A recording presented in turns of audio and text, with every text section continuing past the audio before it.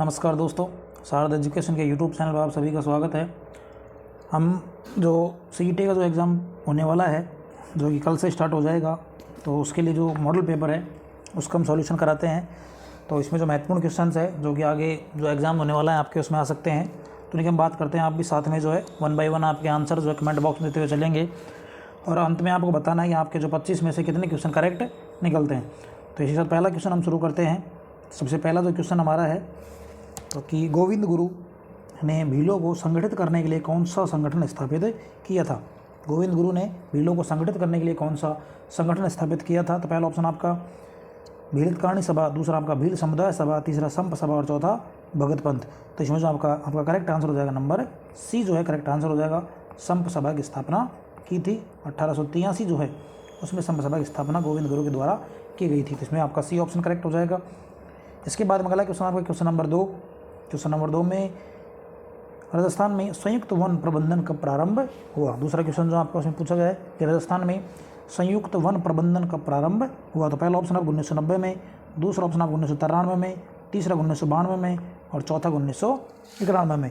तो आपका 2 नंबर में जो आपका राइट आंसर हो जाएगा डी ऑप्शन करेक्ट आंसर हो जाएगा। तो डी ऑप्शन करेक्ट आंसर हो जाएगा 1991 में राजस्थान में संयुक्त वन प्रबंधन प्रारंभ हो। तो आपका डी ऑप्शन करेक्ट होगा इसमें। इसके बाद अगला क्वेश्चन आपका क्वेश्चन नंबर 3 कि मरुस्थल विकास कार्यक्रम कब प्रारंभ हुआ। जो मरुस्थल विकास कार्यक्रम है वो कब प्रारंभ हुआ था ये आपको बताना है। पहला ऑप्शन 1973-74, दूसरा ऑप्शन 1974-75, सी ऑप्शन 1977-78 और अगला ऑप्शन जो है 1999-2000। तो इसमें जो आपका राइट आंसर हो जाएगा वो सी ऑप्शन आप करेक्ट आंसर हो जाएगा। 1977-78 जो है उसमें आपका जो मरुस्थल विकास कार्यक्रम प्रारंभ हुआ था। तो इसमें सी ऑप्शन आपका करेक्ट आंसर हो गया। इसके बाद अगला क्वेश्चन आपका क्वेश्चन नंबर 4। क्वेश्चन नंबर 4 में आपको बताना है कि निम्न में से कौन सी मृदा राजस्थान में कपास फसल के लिए उत्पादन हेतु सर्वाधिक उपयुक्त है। आपको बताना है जो कपास की जो फसल होती है उसके लिए कौन सी जो मृदा उपयुक्त होती है। तो पहला ऑप्शन आपका मिश्रित लाल एवं पीली मृदा, भूरी जलोढ़ मृदा, मध्यम काली मृदा या फिर लाल लोमी मृदा। तो 4 नंबर जो इसमें आपका सी ऑप्शन करेक्ट आंसर हो जाएगा। 4 में कौन सा हो जाएगा सी ऑप्शन करेक्ट आंसर हो जाएगा। जो काली मिट्टी होती है, मध्यम काली मिट्टी होती है वो कपास के लिए उपयोगी होती है। इसमें सी ऑप्शन करेक्ट आंसर हो जाएगा। इसके बाद अगला क्वेश्चन आपका क्वेश्चन नंबर 5 कि लेवा तालाब नामक वर्षा जल संग्रहण संरचना किस जिले में स्थित है। तो लेवा तालाब नामक जो वर्षा जल संग्रहण संरचना है वो किस जिले में स्थित है आपको ये बताना है। पहला ऑप्शन आपका कोटा, दूसरा बारा, तीसरा बूंदी और चौथा भीलवाड़ा। तो नंबर 5 में जो आपका बी ऑप्शन करेक्ट हो जाएगा। बी ऑप्शन क्या हो जाएगा करेक्ट हो जाएगा। ये जो आपके 12 जिले में स्थित है आपका बी ऑप्शन क्या हो गया इसमें करेक्ट हो गया। इसके बाद अगला क्वेश्चन आपका क्वेश्चन नंबर 6। क्वेश्चन नंबर 6 में आपको बताना है कि राजस्थान में बीड़ जो है वो किस शब्द का स्थानीय नाम आपको बताना है। या किस चीज़ को स्थानीय भाषा में बीड़ कहा जाता है। तो पहला ऑप्शन चारागाह का, दूसरा ऑप्शन कंटेलेवन, तीसरा आपका तिलहन का और चौथा खाद्यान्न का। तो नंबर 6 जो है इसमें ए ऑप्शन करेक्ट आंसर हो जाएगा। बीड़ जो है वो चारागाह जो भूमि होती है उसको कहा जाता है। इसमें ए ऑप्शन आप करेक्ट हो गया। इसके बाद अगला क्वेश्चन आपका क्वेश्चन नंबर 7 और क्वेश्चन नंबर 7 में आपको बताना है कि गांधी सागर राणा प्रताप सागर बांध निम्न में से किस नदी पर स्थित है। तो गांधी सागर और राणा प्रताप सागर जो बांध है किस नदी पर स्थित है आपको बताना है। तो पहला ऑप्शन आपका माही, दूसरा चंबल, तीसरा बनास और चौथी साबरमती। तो इसमें जो आपका 7 नंबर जो है उसमें आपका जो बी ऑप्शन है वो करेक्ट आंसर हो जाएगा। ये जो बांध है वो आपके चंबल नदी पर स्थित है, जिसमें आपका राणा प्रताप सागर जो चित्तौड़ में स्थित है और दूसरा गांधी सागर जो है एमपी में स्थित है। तो 7 नंबर में आपका कौन सा ऑप्शन हो गया बी ऑप्शन करेक्ट हो जाएगा। उसके बाद में अगला क्वेश्चन आपका क्वेश्चन नंबर 8। क्वेश्चन नंबर 8 में आपको बताना है कि जाखम बहुउद्देशीय परियोजना राजस्थान के कौन से जिले में अवस्थित है।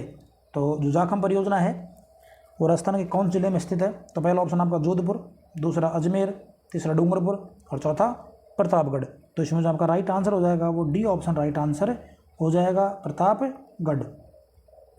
तो इसमें डी ऑप्शन राइट आंसर क्या हो जाएगा प्रतापगढ़। जाखम बहुउद्देशीय परियोजना जो है आपकी प्रतापगढ़ जिले में स्थित है। इसके बाद अगला क्वेश्चन आपका क्वेश्चन नंबर 9 कि निम्नलिखित में से कौन सा वन क्षेत्र जो है उड़न गिलहरियों के लिए प्रसिद्ध है। कौन सा जो वन क्षेत्र है वह उड़न गिलहरियों के लिए प्रसिद्ध है। तो पहला ऑप्शन आपका माउंट आबू, दूसरा चाल छापर, तीसरा आपका कैला देवी और चौथा सीता माता।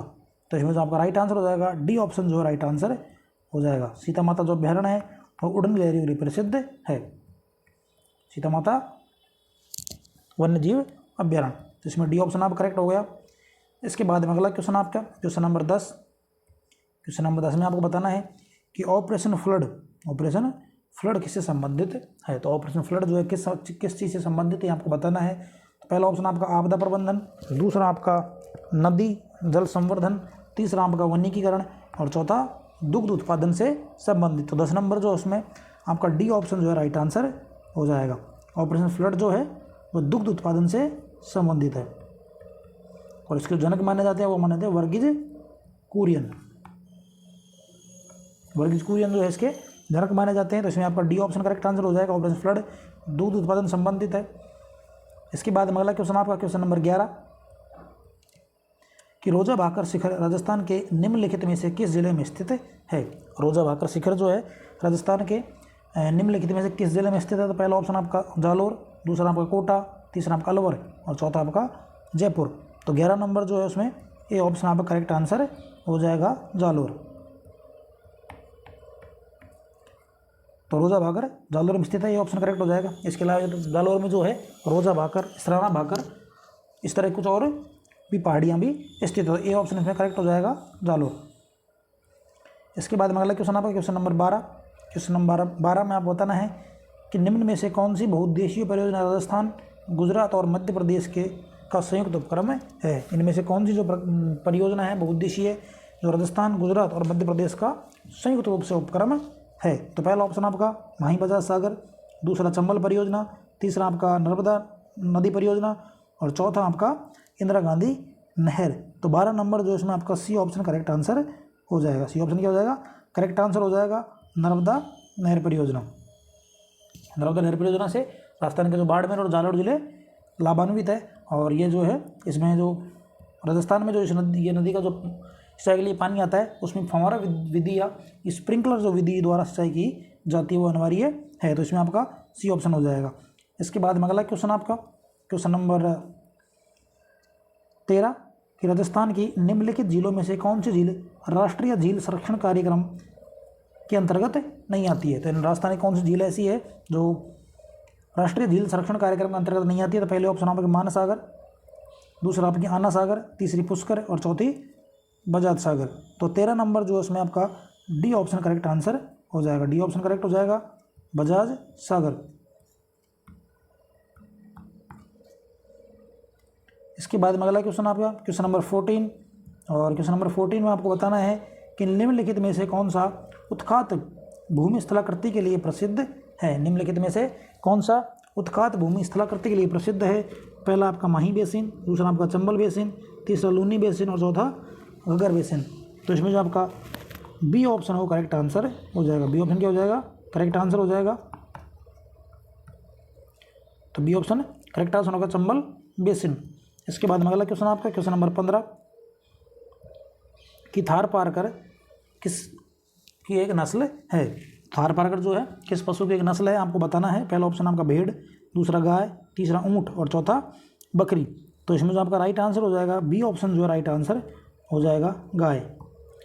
थार पारकर जो है वो गाय की एक नस्ल है। तो बी ऑप्शन इसमें करेक्ट आंसर हो गया आपका। इसके बाद में अगला क्वेश्चन आपका क्वेश्चन नंबर 16। इसमें आपको बताना है कि नक्की झील अब स्थित है। तो नक्की झील जो है वो कौन से जिले में स्थित है आपको बताना है।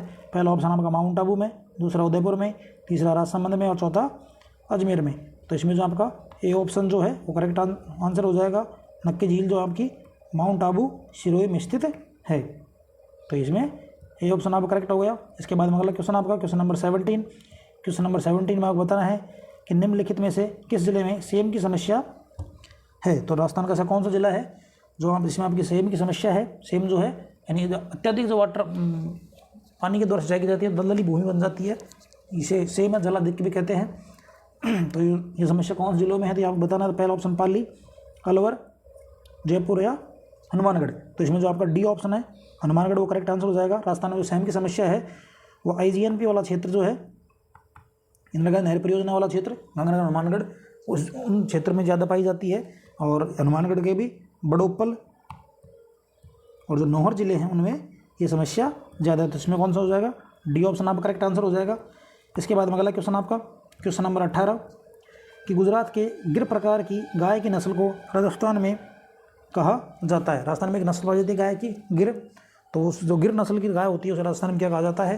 पहला ऑप्शन आपका नागौरी, दूसरा आपका थारपारकर, तीसरा रेंडा या फिर राठी। तो 18 नंबर में जो है आपका सी ऑप्शन करेक्ट आंसर हो जाएगा, उसे रेंडा कहा जाता है। तो सी ऑप्शन करेक्ट आंसर हो गया इसमें 18 नंबर में। इसके बाद में आपका अगला क्वेश्चन नंबर 19, और क्वेश्चन नंबर 19 में आपको बताना है कि राजस्थान के निम्नलिखित में से किस क्षेत्र में उष्णकटिबंधीय कंटीले वन मिलते हैं। तो राजस्थान के निम्नलिखित में से किस क्षेत्र में उष्णकटिबंधीय कंटीले वन मिलते हैं। तो पहला ऑप्शन आपका सिरोही, दूसरा बांसवाड़ा, तीसरा चूरू और चौथा कोटा। तो 19 नंबर जो है उसमें सी ऑप्शन आपका करेक्ट आंसर हो जाएगा। इसमें जो है सी ऑप्शन करेक्ट आंसर हो जाएगा। चूरू जिले में उष्णकटिबंधीय कंटीले वन मिलते हैं, तो इसमें सी ऑप्शन आपका करेक्ट हो गया। इसके बाद में अगला क्वेश्चन आपका क्वेश्चन नंबर 20। क्वेश्चन नंबर 20 में आपको बताना है कि राजस्थान वानिकी एवं जैव विविधता परियोजना किसके द्वारा प्रायोजित है। राजस्थान वानिकी एवं जैव विविधता परियोजना जो है वो किसके द्वारा प्रायोजित है, आपको बताना है। पहला ऑप्शन आपका एशियन डेवलपमेंट बैंक, दूसरा आपका वर्ल्ड बैंक, तीसरा आपका वर्ल्ड ट्रेड ऑर्गेनाइजेशन और चौथा ऑप्शन आपका जापानीज इंटरनेशनल कोऑपरेशन एजेंसी। तो जो 20 नंबर है उसमें जो आपका करेक्ट आंसर हो जाएगा डी ऑप्शन करेक्ट आंसर हो जाएगा। राजस्थान में जो वानिकी एवं जैव विविधता परियोजना जो है वो जापानीज इंटरनेशनल कोऑपरेशन एजेंसी द्वारा प्रायोजित है, तो आपका डी ऑप्शन इसमें करेक्ट हो गया। इसके बाद में अगला क्वेश्चन आपका क्वेश्चन नंबर 21, और क्वेश्चन नंबर 21 में आपको बताना है कि निम्न में से कौन सा हाइड्रोजन का आइसोटॉप है। निम्न में से कौन सा हाइड्रोजन का आइसोटॉप है। तो पहला ऑप्शन आपका प्रोटियम, दूसरा ड्यूटेरियम, तीसरा आपका ट्रिटेनियम और चौथा उपर्युक्त सभी। तो 21 नंबर जो है उसमें आपका डी ऑप्शन करेक्ट आंसर हो जाएगा। डी ऑप्शन क्या हो जाएगा, करेक्ट आंसर हो जाएगा। इसके बाद अगला क्वेश्चन आपका क्वेश्चन नंबर 22 कि फसल संयंत्र का कवक रोग निम्न में से कौन सा है। फसलों में यानी कवक के द्वारा लगने वाला रोग कौन सा है आपको बताना है। पहला ऑप्शन आलू की पत्तियों का मुड़ना, दूसरा कपास का विल्ट, तीसरा चावल में तुषार और फिर आलू में भूरी संडहद। तो 22 में जो आपका करेक्ट आंसर हो जाएगा वो बी ऑप्शन आपका करेक्ट आंसर हो जाएगा। यानी कपास का जो विल्ट जो रोग होता है वो कवक के द्वारा होता है, तो इसमें बी ऑप्शन आपका करेक्ट आंसर हो गया। इसके बाद में अगला क्वेश्चन आपका क्वेश्चन नंबर 23 परमाणु विखंडन प्रक्रिया के दौरान उत्पन्न ऊर्जा का प्रयोग किया जाता है। परमाणु विखंडन प्रक्रिया के दौरान उत्पन्न ऊर्जा होती है उसका प्रयोग किया जाता है। तो पहला ऑप्शन आपका ईंधन बनाने में, दूसरा बिजली बनाने में, तीसरा ताप पैदा करने में, या इनमें से कोई नहीं। तो 23 जो है उसमें बी ऑप्शन आपका जो करेक्ट आंसर हो जाएगा। ऐसा जो उपयोग है वो बिजली बनाने में उपयोग लिया जाता है, इसमें बी ऑप्शन आपका करेक्ट हो जाएगा। इसके बाद अगला क्वेश्चन आपका क्वेश्चन नंबर 24 कि इनमें से कौन गैस के प्रसरण का एक उदाहरण है। इनमें से जो कौन सा एक गैसों के प्रसरण का एक उदाहरण है। खाने की सुगंध, अगरबत्ती की खुशबू, इत्र की बह के उपयुक्त सभी। तो 24 नंबर जो उसमें डी ऑप्शन आपका करेक्ट आंसर हो जाएगा। डी ऑप्शन क्या हो जाएगा, करेक्ट आंसर हो जाएगा। इसके बाद में अंतिम क्वेश्चन हमारा आज का कि निम्न में से किस में अधिक ताप है। तो बर्फ़ में, उबलते पानी में, भाप में या ऊपर के सभी। तो इसमें जो आपका सी ऑप्शन करेक्ट आंसर हो जाएगा। भाप जो है उसमें जो ताप होती है वो सर्वाधिक होती है, तो इसमें सी ऑप्शन आपका करेक्ट आंसर हो जाएगा। तो इसी के साथ जो हमारे आज के क्वेश्चन है वो कंप्लीट होते हैं। वीडियो अगर आपको अच्छा लगे वीडियो को लाइक करें, चैनल को सब्सक्राइब करें, अपने दोस्तों के साथ शेयर करें। धन्यवाद।